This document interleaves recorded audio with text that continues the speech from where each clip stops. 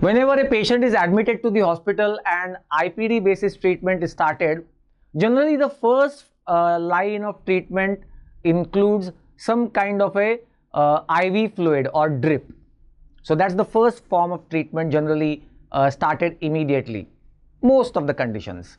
You will see even the patients, once they have recovered and they are still hospitalized, they are mobile in the hospital and they move with the drips in their hands. When I was doing clinical practice, many patients themselves prompted or suggested that I should be starting some kind of a IV drip even on the OPD basis. So what are these IV fluids? Whether every patient needs IV fluid or drip to be started, and which IV fluid type is required for which type of a patient, which IV fluid should be given or preferred in which patients. Normally, every IV fluid is generally referred to as saline bottle. That's a layman's term. There are lots of varieties of IV fluids and we will see the conditions in which they are required. So, addition of normal saline, dextrose normal saline and Ringer's lactate to the plasma and their effects on the tonicity and volume. That's the title for this video, that when you give these IV fluids, the plasma tonicity and plasma volume or ECF volume is going to be affected. So how is it that these things are affected, the tonicity, plasma volume, etc. And we will see the physiological and clinical basis for giving these IV fluids. Okay, so there are various clinical conditions that lead to fluid and electrolyte imbalances. GI fluid loss, vomiting, diarrhea, etc. Then there are conditions like burns, hypovolemia. In all these conditions, you would be treating the cause first, I mean the primary condition, but then fluid and electrolyte imbalance also needs to be corrected, and therefore you will start with some kind of an IV fluid. It's not necessary that the IV fluid is always preferred. You can start with oral rehydration solution. If the patient is able to consume anything by mouth, you can start with the ORS as well. But when the patients are hospitalized, generally they are unable to take anything by mouth, generally speaking. For example, there is nausea, vomiting, they can't take it by mouth. So IV fluid is started. IV fluids may be, now we will see first the types of IV fluids and then we will see the conditions, different conditions in which the fluids are preferred. Okay, IV fluids may be crystalloids or colloids, and they may be isotonic, hypotonic or hypertonic. 0.9% sodium chloride is said to be isotonic. So it will maintain the tonicity of the plasma and therefore also it will maintain the size of the RBCs. This fluid will be isotonic to the RBCs. So no change in the size of RBCs. That's isotonic, or sometimes you will prefer hypotonic or hypertonic fluids as well. Let's have a quick look at these fluids.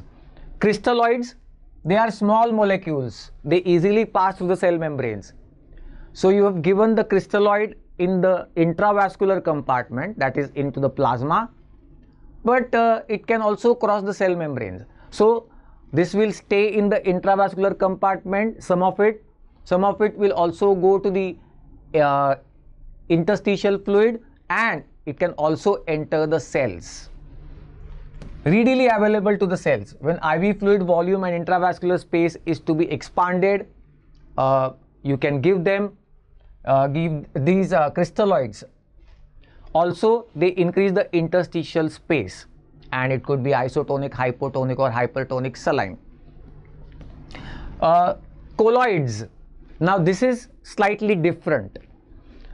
They contain large molecules. The colloids, like albumin or dextran, they contain large molecules, and those molecules cannot cross the cell membranes, which means what?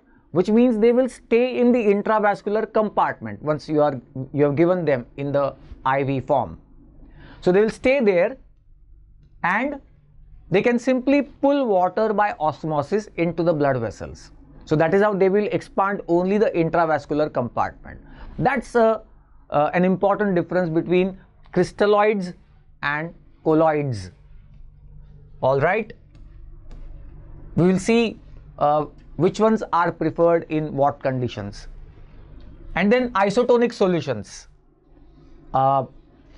Normal saline, as I said, 0.9% sodium chloride, that's NS or normal saline. Ringer's lactate, we will talk about it a little later, why it is called Ringer's lactate and what is the composition. And dextrose in water, 5% dextrose in water, that's it's called D5W. Or DNS, dextrose normal saline.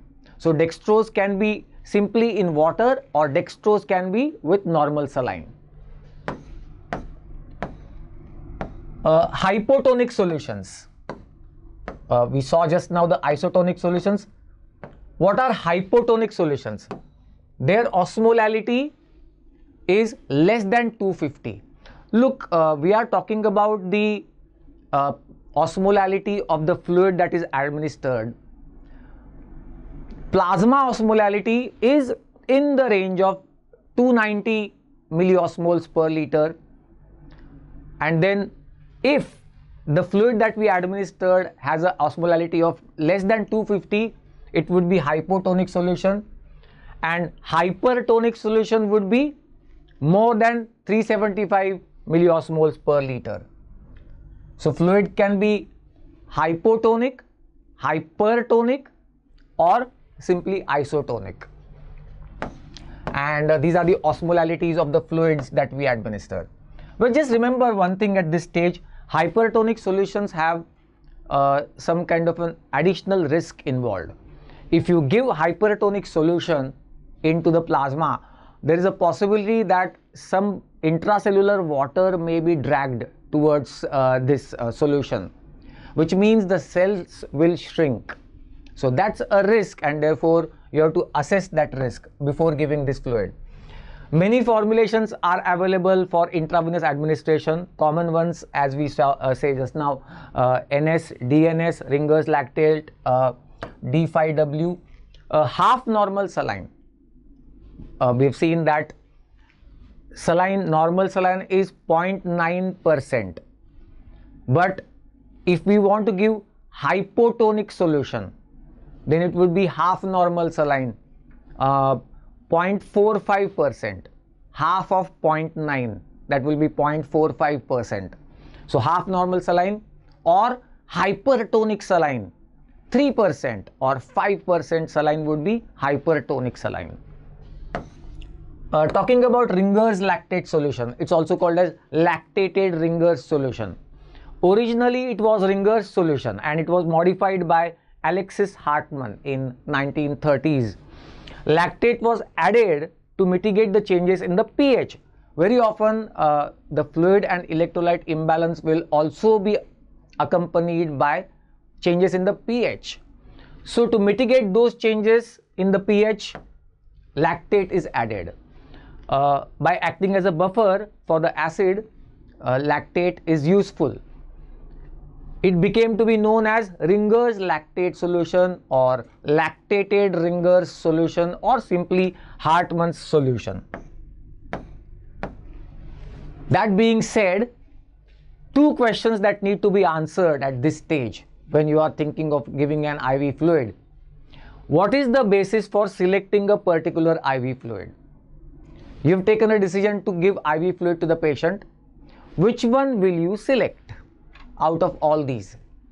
And the second question that needs to be answered is, what is the physiological change that will happen to his body fluids when you give this particular IV fluid?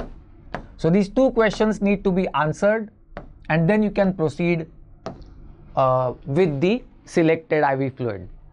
The type of fluid administered to a patient depends on the patient's need. All right, let's see. Let's see. First, expansion of the patient's vascular volume or plasma volume is the only requirement or the primary requirement. If only plasma volume, circulating blood volume needs to be increased, then in such a condition, the IV solution that is administered contains substances that do not readily cross the capillary wall.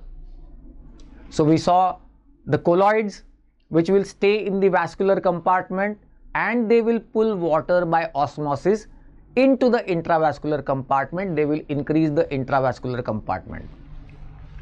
So 5% protein, albumin or dextran solutions.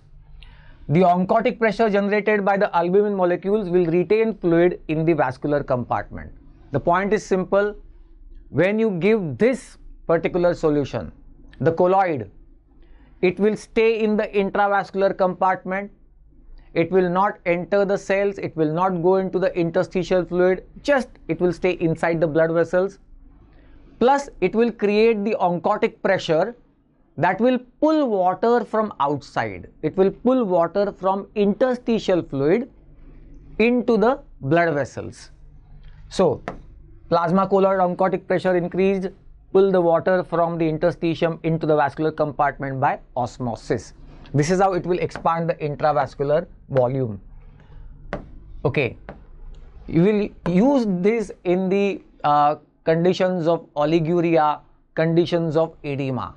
Obviously, for example, if there is a condition of edema, that is expansion of interstitial fluid volume, and if you give some IV fluid into the plasma and it goes into the interstitial fluid, there will be further expansion of interstitial fluid volume. So you would prefer this type of a solution, this type of a fluid which stays in the intravascular compartment. Not only that, but it pulls water from interstitial fluid. So in fact it will be useful for that edema condition. That is when particularly you will prefer the colloids like dextran, trade name Hemaxel, or albumin proteins. Then expansion of the ECF volume. Look, extracellular fluid has got two parts: the plasma, that is intravascular compartment, and the interstitial fluid. The first one that we saw was exclusively plasma. Now I'm talking about the ECF volume to be expanded. That means plasma volume as well as interstitial fluid volume. So isotonic saline or normal saline is administered. 0.9% sodium chloride or lactated Ringer's solution also can be given. We will see later which one is preferred in what conditions. Isotonic saline does not cause the development of osmotic pressure gradient. Thus, entire volume of the infused solution will stay in the ECF compartment, plasma and interstitial fluid. If the patient's body fluids have become hypertonic, yes, another possibility that the patient has lost a lot of water, just water, which means now there is more sodium and less water in the plasma. In the ECF of the patient, more sodium, less water. The patient's ECF has become hypertonic. Now you will give IV fluid because the patient has got dehydrated, but then let's see which conditions first. Diabetes mellitus, diabetes insipidus, chronic alcoholism, administration of lithium salts. You know, lithium salts are given in certain bipolar disorders, and it is a constituent of some antipsychotic drugs. And there may be lithium toxicity, which will result in water being lost and patient's ECF becomes hypertonic. In such a case, you will prefer hypotonic solutions, hypotonic sodium chloride, 0.45% sodium chloride or 5% dextrose in water. So this will be hypotonic solution prepared as hypotonic NaCl or hypotonic dextrose. Well, dextrose in water is actually same as distilled water. because the dextrose will be metabolized to CO2 and water. So it is same as distilled water, and since it contains no salt, it is a hypotonic solution. All right, administration of these solutions, these fluids, will increase the volume of both ECF and ICF. You know what is the reason? You are giving hypotonic solution. Hypotonic solution will, some of its water will enter the cells. Imagine there is a cell, and outside the cell you have given this hypotonic solution. So what will happen is, water from this hypotonic fluid will enter the cells, and therefore hypotonic solutions end up increasing the volume of both blood vessel, I mean intravascular volume, as well as the ICF. All right, let's see the next. If body fluids are hypotonic, means there is loss of fluid and it is hypotonic dehydration. When does that happen? Imagine a condition like hypoaldosteronism. Yes, aldosterone is supposed to reabsorb sodium and water. In hypoaldosteronism, sodium will be lost and water will be lost into the urine, obviously. But sodium loss is much more than the water loss, and therefore what happens is, in the plasma there is hypotonicity. Less sodium, more water of the plasma. That means plasma has become hypotonic. So you will give hypertonic solutions like 3% or 5% sodium chloride. It's easy to remember. If the condition is of diabetes or diabetes mellitus, diabetes insipidus, etc., which is a hypertonic dehydration, then you will give hypotonic solution. And if it's a hypotonic dehydration like this, you will give hypertonic solution in the form of 3% or 5% sodium chloride. Now listen to this part. I mentioned it at the start. If you give hypertonic solution, then it will expand the ECF volume because you are giving it in the blood vessel. So ECF volume will increase, but it will decrease the ICF volume because you have given hypertonic solution in the plasma. It will pull water out of the blood vessel, out of the cells into the plasma. It will pull water towards it. That means from the cells into the plasma, and therefore ICF volume will shrink. So that's a care that you should take while giving hypertonic solution. You should look for any instant changes in the behavior of the individual, because ICF volume changed, cells shrinking in size will have its repercussions in overall impulse propagation through the nervous system or contractility of the muscles, etc. Okay, NS versus DNS. When do you give normal saline? When do you give dextrose normal saline? Okay, DNS is preferred if there is carbohydrate depletion or hypoglycemia suspected. If you suspect there is depletion of the nutrients and there is hypoglycemia in addition to electrolyte imbalance, you will give dextrose normal saline, because dextrose is dextrorotatory glucose, that is glucose you are giving as a fuel for energy. Normal saline without dextrose will be preferred in diabetics. Simple. If the patient is already hyperglycemic, you will prefer only normal saline, no dextrose. Okay, talking about lactated Ringer's solution, it contains sodium chloride. All right, that is there in the normal saline also. Sodium lactate, yes, this is a lactated Ringer's solution. It can, you know, lactate is a bioenergetic fuel that the human body is designed to metabolize under ischemic conditions. If the ischemic condition is also suspected, lactate is a preferred choice because it can be used under the conditions of ischemia, thus decreasing the cellular death from ischemia. So lactate will have this one advantage, and it has many more advantages as we will see. Then it contains potassium chloride. So sodium chloride, sodium lactate, potassium chloride, calcium chloride dihydrate, and water. You can by heart it once again: sodium chloride, sodium lactate, potassium chloride, and calcium chloride dihydrate, and water to add. Okay. Lactated ringers is more similar to the plasma. Obviously, compared to normal saline or dextrose normal saline, lactated ringers has got more electrolytes. We saw it contains sodium, potassium, chloride, calcium. So it is more similar to plasma as compared to normal saline. It is isotonic and it's a crystalloid fluid. Its osmolality is quite close to plasma, 273 milliosmoles per liter. pH is 6.5. And just to add some theory to it, lactate is a compensatory base of lactic acid. It acts as a buffer system as it takes up the H+, forming the lactic acid, plus it can be metabolized back into pyruvate. Lactate can, if you have given lactate, it can be converted to pyruvate and it can enter the energy metabolism. Again, go back to the energy metabolism.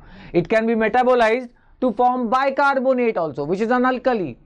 So it's a good buffer.